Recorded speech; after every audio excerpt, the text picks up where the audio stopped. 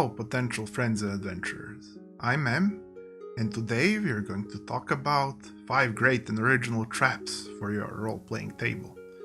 Welcome to the DM table. Now, I personally love traps. You see, traps are sort of like a puzzle where you can have a mental competition with your players, but all friendly and playful like, without demanding a specific solution. As long as they break out safe and sound, good for you, good for them. You can put different traps to spice up your dungeon or whatever it is, and have fun with your players figuring out how to, be smart and get over another one. And as a player, I love it too, because it sort of is like a game within a game. If you're a rogue, it's kind of like your profession. You fiddle with traps, you disarm them, you make them, you do all the kinds of stuff, you make the guesses, you make the routines, you do the things that are needed to be done to disarm the trap properly, and if you have a good DM to roleplay it out, then all the better for you. Then the party feels all the smarter for being able to overcome these things, and sometimes they make a mistake and they fall in and they then think, oh well, we shouldn't have done that, we should do better, and so on and so forth. It's like a dialogue between a trap maker and the party. It's indeed a match of wits, and yet a DM should always cheer on and root for his party that he's a DM of, yet make fun traps for them. So here you'll have 5 completely original traps. I haven't seen them anywhere else at any table, used by anybody, and I probably won't be using these because I love coming up with traps, so every time it's a new trap. So I want to give you some cool traps so that you get hooked onto this mini hobby within a hobby and enjoy with your players the trap cracking that goes on in the dungeoneering. So let's begin. At number 1 we have Entrance Cage. This is for those dungeons that should be accessible only through a password that somebody speaks to a gatekeeper. And yet, when did adventurers pay attention to such things as not going through the front entrance? And yet they should. However, when you have this door cage, you can have essentially people open up the metal door and let them in. But the first thing that they see inside is that they are within a locked cage, and the doors snap shut, and they're only openable with a lever from inside the dungeon, and now they're in a cage, or maybe 1 or 2 people are.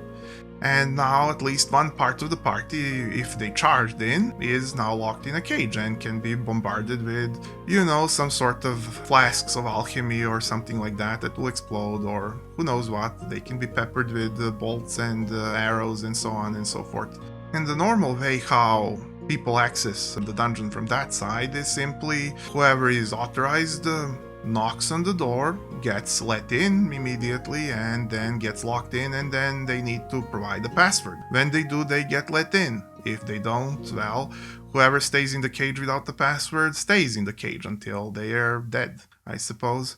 So that's how the door cage works. Now remember, these aren't necessarily suitable for every table. You should always compare your idea of traps versus what your party of players has at their disposal, both from powers and materials, weapons, tools, and wits, so that you pre-test it. You want to see whether there's at least a couple of ways of getting out, and even then don't demand necessarily specific solutions. You want them to break out however they figure out to break out. These are just safety tests that you're doing ahead of time, checking within your own mind whether your party would have reasonable possibility to get out. If you want them to get out, that is. And at the number 2 we have a false mirror. Now, I mentioned this before. It's a nice way if you want to have a layer of protection for an enemy wizard trying to cast at your party. Say you have a room with several mirrors, and now one of those mirrors is one of those trick mirrors that you can look through from the other side. But it's not like anybody knows that from your adventurers, do they? The other mirrors are normal, but they all look alike. And now you have a wizard on the other side of the false mirror casting stuff that doesn't produce a trail of the spell. They just cast whatever thing that would immediately affect the target so as to not give themselves out. And now it's a matter of your party using appropriate detections so that they detect where the caster is. And the caster, if you want this trap to be more difficult, wants to have protections from these detections and so on and so forth. Do this to your specifics. You can make it easier by having only one mirror, or you can have it harder by having more protections or more casters or both. Scale all these traps to your measurements and tweak them, change them, do whatever you want with them, and they'll serve you well. Next one is a nasty little one. It's a cutting, exploding puzzle box. Think of a small puzzle box, a small cube which has all kinds of patterns on it and looks like it's supposed to be solved with one of those. Solve a puzzle, open a box, find a key, and the patterns might be even repeated on a locked door that are closed pretty tight. And now this thing can be left somewhere in a desk drawer, not that far away, because the idea of the people who are maintaining the dungeon is that upon searching, this thing will be found, and this thing will raise interest, and this thing will start getting solved. But when somebody fiddles with it to solve it, slowly enough, at one point, not immediately, at one point when they're deep in thought on how to solve the puzzle, and they have done third step or something like that, then it snaps like a mousetrap with a razor on it and cuts off some fingers off of a person. So yeah, quite a nasty one. And even then, people can think that that's just puzzle security, so they solve the whole thing, and in the compartment in the center of the box is, well, not the key, it's the explosives, and so somebody gets exploded with this.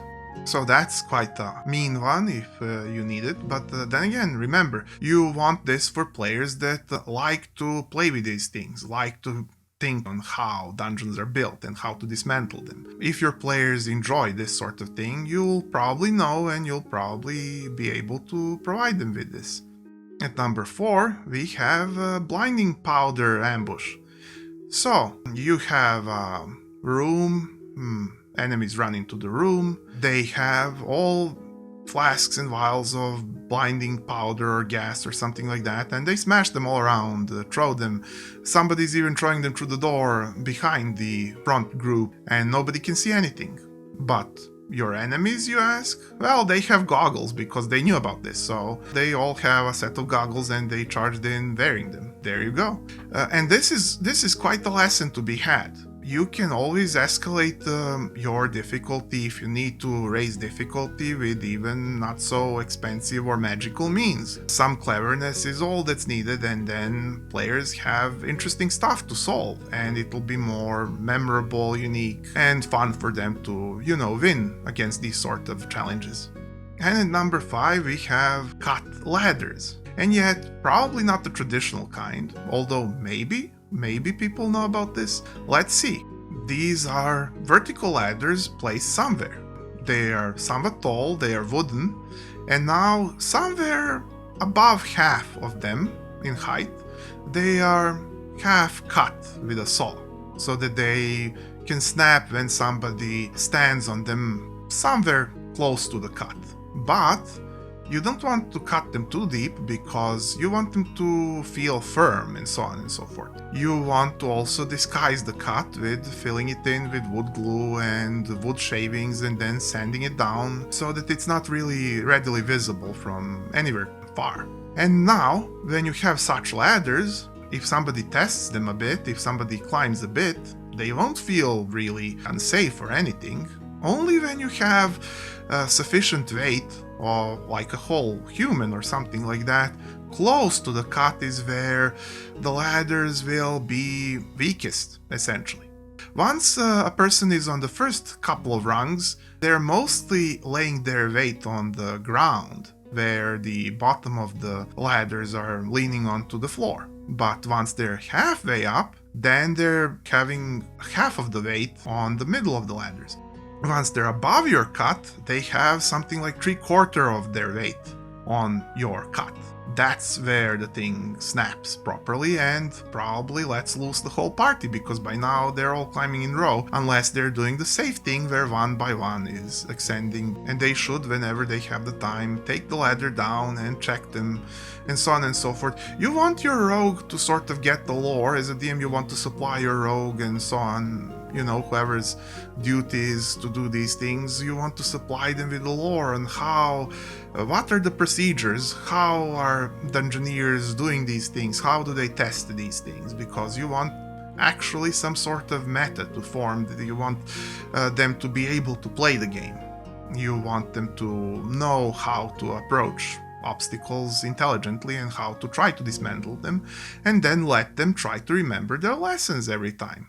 Maybe sometimes remind them, but let them do stuff, let them improvise, see how clever they are and see how clever you are, and come up with things and have fun together. And I'll be making these trap episodes occasionally, so to fill out your arsenal and give you ideas. So, adventurer, if you thought this was unique, maybe you can spare me a click, and I could see you here next and perhaps every week. Until then, I wish you luck on your adventures. Bye.